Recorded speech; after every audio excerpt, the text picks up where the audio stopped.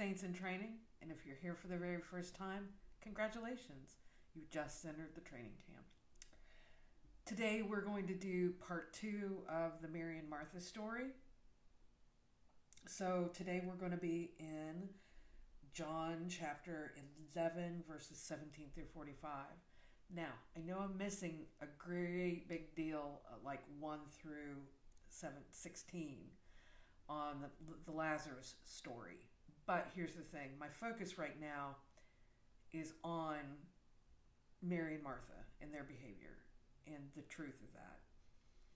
So we're going to skip that first part, and I guarantee you that we'll come back to it. More than likely, before it's all said and done, God willing, if I'm allowed to live that long, we'll go through all of these verses multiple times before it's over, okay? So, here it is. We are starting in verses 17. Now, to tell you what happened is, spoiler alert, Lazarus just died. Or Lazarus, quote unquote, fell asleep. So, but I want to kind of focus on the Mary and Martha portion so we can talk about that. So, I will read. When Jesus arrived, he found that Lazarus had already been in the tomb for 4 days. Now Bethany was near Jerusalem, only about 2 miles away, and many of the Jews had come to Mary and Martha to comfort them about their brother. When Martha heard that Jesus was coming, she went to meet him, but Mary sat at home. Martha said to Jesus, "Lord, if you had been here, my brother would not have died. But even now I know that whatever you ask of God, God will give you." Jesus said to her, "Your brother will rise." Martha said, "I know he will rise in the resurrection on the last day." Jesus told her, "I am the resurrection and the life. Whoever believes in me, even if he dies, yet will he live. And everyone who lives and believes in me will never die. Do you believe this?" She said to him, "Yes, Lord, I have come to believe that you are the Messiah, the Son of God, the one who is coming into the world." When she had said this, she went and called her sister Mary secretly, saying, "The teacher is here and is asking for you." As soon as she heard this, she rose quickly and went to him, for Jesus had not come into the village, but was still where Martha had met him. So when the Jews who were with her in the house, comforting her, saw Mary get up quickly and go out, they followed her, presuming that she was going to the tomb to weep there. When Mary came to Jesus, where Jesus was, and saw him, she fell at his feet and said to him, "Lord, had you been here, my brother would not have died." When Jesus saw her weeping, and the Jews who came with her weeping, he became perturbed and deeply troubled, and said, "Where have you laid him?" They said, "Sir, come and see." And Jesus wept. I always pause there. So the Jews said, "See how he loved him." But some of them said, "Could not one who opened the eyes of the blind have done something so that this man would have not died?" So Jesus, perturbed again, came to the tomb. It was a cave, and a stone lay across it. Jesus said, "Take away the stone." Martha, the dead man's sister, said to him, "Lord, by now there will be a stench. He has been dead for 4 days." Jesus said to her, "Did I not tell you that if you believe, you will see the glory of God?" So they took away the stone, and Jesus raised his eyes and said, "Father," also translated Abba there, meaning Daddy, "I thank you for hearing me. I know that you always hear me, but because of the crowd here, I have said this, that they may believe that you sent me." And when he said this, he cried out in a loud voice, "Lazarus, come out." The dead man came out, tied hand and foot with burial bands, and his face was wrapped in a cloth. So Jesus said to them, "Untie him and let him go." Now, many of the Jews who had come to Mary had seen this and began to believe in him. All right, so this is how we kind of work this here. If you're new, I'm going to ask you to pause the video for a minute, close your eyes, and let that scripture marinate for a little bit. And when you're done, hit the play button again, and we'll get back to it. So I'm going to give a pause break here, and then I'm going to start talking. So, we see Mary and Martha again. It's kind of weird because you can tell these are real women because their characters are consistent. Their characters are very consistent. I get the sense that Mary is Mary herself is very contemplative. She thinks a lot. She's in her head a lot because she is the one that sat at Jesus' feet. And in this story, she was basically weeping and mourning in her house. So she's a person that's doing a lot of thinking, I think.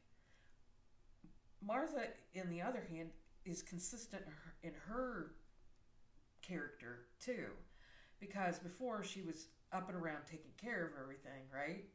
Well, she was up and around doing something because she ended up meeting Jesus on the road, wherever he was. It was not too far from, where they were. So she was up and going out and doing, right? The interesting part is they both had faith. They both have faith. Now, in the previous video, in the previous scripture we talked about, Jesus tells Martha that Mary had taken the better choice by sitting and listening at his feet, and it would not be taken away from her. In this case, it's kind of bizarre because it's the first time that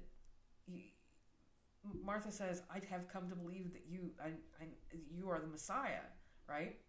How did she come to believe it? She was busy. But, that's our story too, right? It's our story as well. There are a couple different ways to get to Jesus. There's many different ways to get to Jesus. And sometimes it's being that contemplative Mary, where I'm sitting at your feet. Jesus said, she chose wisely. And yet Martha, who got up, was chastised by Jesus, got up and was running around trying to feed everybody, wine and cheese or whatever. She still came to believe. Even though she didn't choose the wisest path, she still came to believe. So you see their characters remaining consistent.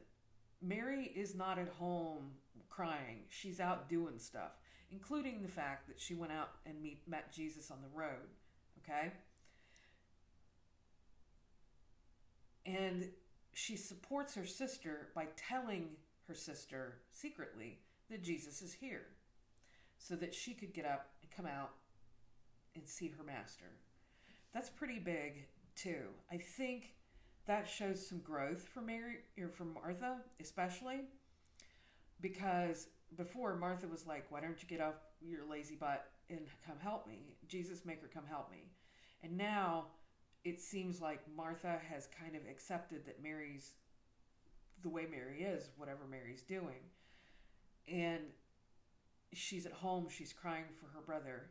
The other thing that I think is very interesting, and the reason I think it's interesting is because next week we're going to look into the love that Mary has for Jesus. She doesn't greet him like Martha does. Martha comes up and is like, "Hey, what's up, dog?" I know she doesn't really say "what's up, dog," but I find it, translating it into the modern day, she's like, "Yo, what's up? Here I am. Oh my gosh, if you were here, my brother would not be dead." Mary does something completely different. Mary, who was a very emotional person, comes running up to Jesus. She drops to her knees. She's on her face, and she says the same thing. She says, "Jesus, if you had been here, my brother would not be dead." They both have faith. They both said the same thing.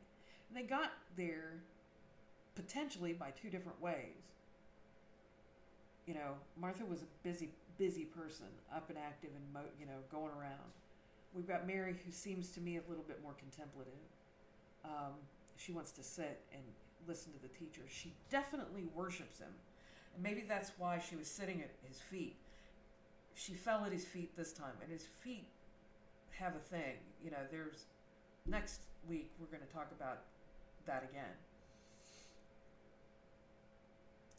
So we see both of their characters, and both characters are pretty consistent with what we saw the last time. Jesus met them both in the same way.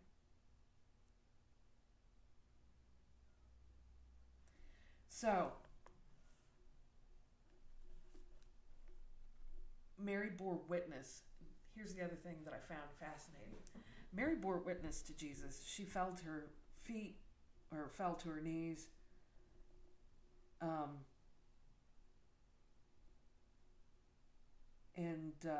She did so when everybody else, all of her friends who were grieving her brother, were around as well. She did not show any shame, or was not ashamed of what she was doing. When Jesus saw her weeping, and the Jews who had come with her weeping, he became perturbed and deeply troubled. Now, I know we look at perturbed as being kind of like mad, and it could be mad. I don't know about you, but I have gotten so frustrated before with things. Not because I was mad, but I'm mad, but not at the situation, or not at the people at the situation. Because Jesus weeps at this in the next thing, in the next paragraph. So this kind of tells us, this kind of gives us the Jesus's heart. He knows what he's about to do. He knows he's about to heal Lazarus. He knows that he's come to specifically raise Lazarus. But seeing the pain of the people around him made him cry and got him aggravated. Like, sometimes if you know the truth, but people won't believe you, or won't believe that you can do it, or are going to do it for them, they get frustrated. I kind of feel like that might be Jesus at this time, because he cries in compassion with his people, and then he gives them the order, take the stone away. And Martha, being our practical person, says, "But Lord, he's been dead 4 days, it's going to stink." Martha's very practical. Jesus said to her, "Did I not tell you that if you believe, that you will see the glory of God?" That's amazing. So let me ask you this today. Are you Mary or you Martha? Are you leaning towards one or the other? They both believe, but which path are you taking to get there? Are you going to be busy, or are you going to be practical, or are you going to fall on your face and worship in front of your friends? The end result was Lazarus came forth. God willing and God bless, he came forth. And on that note, leave your thoughts and comments in the comment section. I'd like to thank you for coming. Hit the thumbs up button, like, subscribe, share, and until next week, our final in the third about Mary and Martha. Thank you, and God bless.